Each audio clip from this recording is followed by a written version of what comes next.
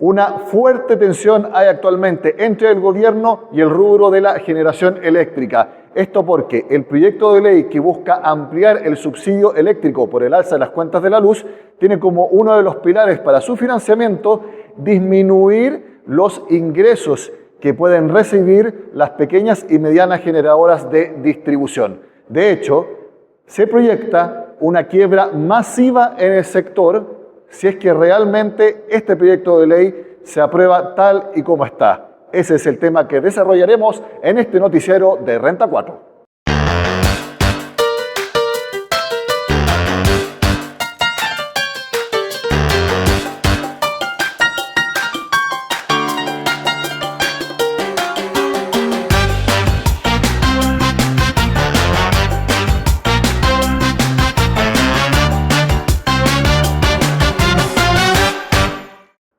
Le doy la bienvenida al presidente del gremio que agrupa a los pequeños y medianas generadoras, me refiero a Matías Cox, para que nos cuente su visión del proyecto de ley que, como les decía, tiene enfrentados en estos momentos al sector privado y al gobierno. Matías, muchas gracias por estar con nosotros. Gracias, Nicolás, por la entrevista y feliz de poder comentar este proyecto que nos tiene muy preocupados como medianos y pequeños generadores. Es muy importante partir por explicar de qué se trata este financiamiento que, derivado del rubro de las pequeñas y medianas generadoras, busca aportar para el subsidio a las cuentas de la luz. ¿Cómo impacta y cómo se genera este aporte de las pequeñas y medianas generadoras? Esto parte el año pasado, cuando un informe de la Comisión Nacional de Energía alertó de que las cuentas iban a subir de manera considerable a las familias chilenas, y por tanto se llegó a un proyecto de ley que fue aprobado en marzo de este año 2024, en el cual se creó un subsidio para que los aumentos que iban a sufrir las familias, que iban a ser en agosto, octubre y enero, fuera aminorado por un subsidio que iba a entregar el Estado. Dentro de esa ley, el artículo octavo transitorio fijó que se iba a crear una mesa técnica que básicamente iba a buscar modalidades para poder aumentar este subsidio. El gobierno, en ese sentido, en julio de este año, presentó que esto se iba a hacer a través de tres pilares. Por un lado, el IVA, que se iba a recaudar por el aumento de las tarifas. El segundo pilar era un aumento al impuesto verde. Y el tercer pilar era un cargo que iba a aumentar el precio de la energía para los clientes libres. Con estos tres pilares se buscaba aumentar un fondo, el cual iba a ir en ayuda de aumentar el subsidio. Lo raro es que cuando empezamos a acercarnos a la fecha, o sea, el ministerio empezó a hacer distintas mesas en las cuales iba explicando los pilares que estaban buscando para poder aumentar el subsidio. En la última reunión se borró, y nadie sabe por qué, y el ministro no lo ha explicado, el tercer pilar respecto al aumento a los clientes libres que iban a aportar para el subsidio, y se modificó por una reducción de los ingresos que reciben las pequeñas y medianas generadoras para poder esos recursos incluirlos dentro del financiamiento del subsidio. Se calcula que esta reducción que se va a hacer a los ingresos que perciben las pequeñas generadoras es de 150 millones de dólares, lo cual significa una baja para la remuneración que reciben este tipo de generadoras en un 30-40%, lo cual obviamente hace inviable cualquier proyecto. Cuéntanos a qué te refieres con estos intereses que reciben las pequeñas y medianas generadoras. ¿Son ingresos que reciben por ley y cómo tenemos que entender una reducción de estos ingresos? El precio que reciben las pequeñas y medianas generadoras se hace a través de un mecanismo de estabilización de precios. Por tanto, es un precio que calcula la Comisión Nacional de Energía cada 6 meses, que es lo llamado el precio nudo de corto plazo.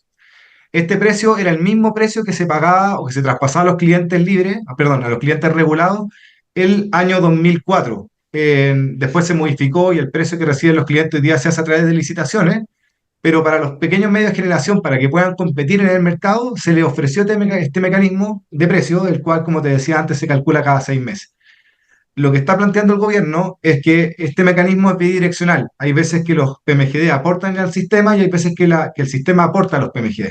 Lo que propone el gobierno es que la compensación que reciben los pequeños y medianos generadores se les va a reducir una parte de esta compensación que reciben para poder financiar el subsidio.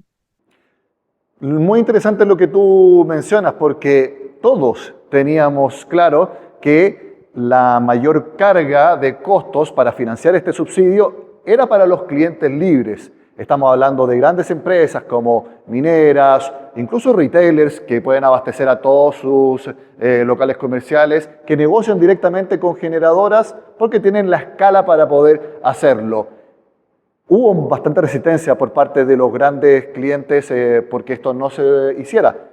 Y de un momento a otro, tal como tú dices, empezaron a sonar esta fuente de financiamiento, cargándole entonces este costo a los pequeños y medianos generadores. ¿Por qué sucedió esto? ¿Tienen alguna explicación o la han escuchado por parte del gobierno? Me mencionaste que no, pero ¿tienen ustedes alguna razón lógica de este cambio de un momento para otro? Y de hecho, por eso, de hecho, en varias entrevistas el ministro dice que no entiende por qué nos sorprendimos. Y yo le pregunto al ministerio que esto es lógico que nos sorprendió.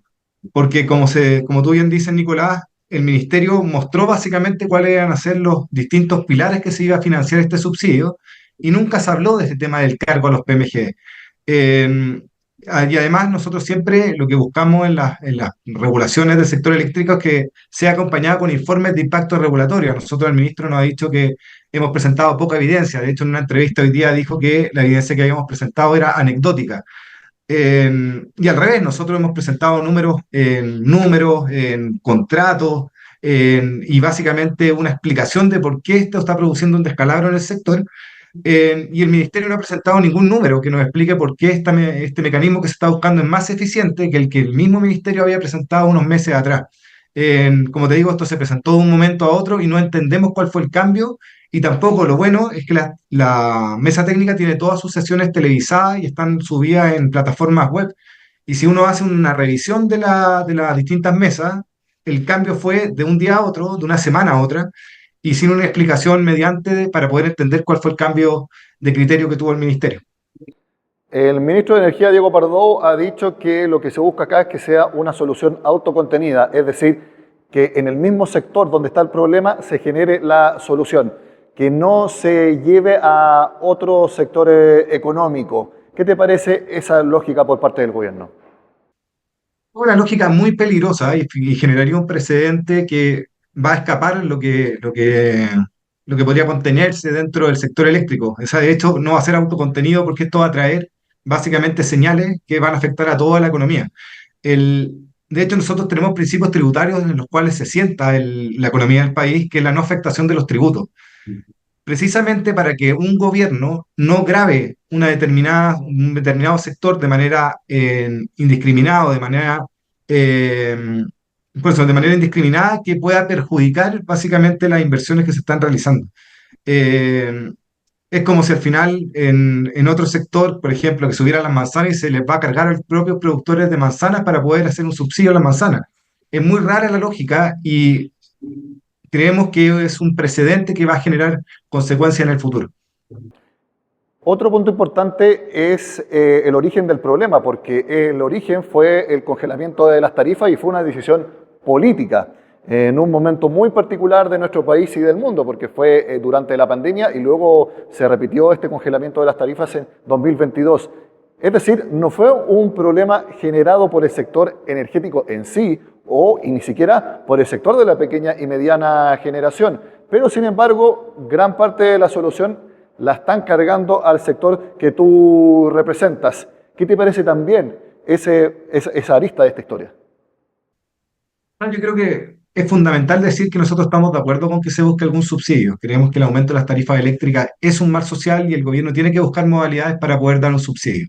Como bien dice Nicolás, el aumento de los PEC, el PEC 1, PEC 2 y ahora el PEC 3, fueron políticas de Estado que no fueron ni siquiera acordadas con la industria y también hubo un endeudamiento a las familias sin preguntarles. Si el gobierno considera prioritario otorgar un subsidio a las familias, lo que tiene que hacer es ver dentro de las finanzas públicas cómo va a financiar ese subsidio. Lo que no puede hacer es buscar dentro de la industria quién paga esta cuenta. Y creemos que es una lógica bien complicada o bien peligrosa el que las propias industrias estén pagando políticas públicas de manera particular. Para eso está el presupuesto público. Nosotros como empresas contribuimos pagando empleo, generando inversión, otorgando energía barata, pagando impuestos, pero no nos parece justo que el sector que básicamente está contribuyendo con más inversión en el país, incluso superando la economía, tenga que soportar el pago de políticas públicas que deberían estar financiadas con el presupuesto de la nación. Matías, tú en otra oportunidad manifestaste que se vislumbran quiebras masivas en el sector que representas si se concreta este proyecto de ley. Si puedes argumentar con números y con proyecciones económicas esa proyección que haces. Nosotros los cálculos que hemos tratado de realizar es tratar de ver cuál es el impacto en los ingresos futuros que van a tener las pequeñas y medianas generadoras distribuidas, los PMGD. Y esto alcanza alrededor de entre el 30 y el 40%. Si hoy día un generador está recibiendo alrededor de $60 el megawatt, esto bajaría a un tercio o los ingresos que están recibiendo actualmente.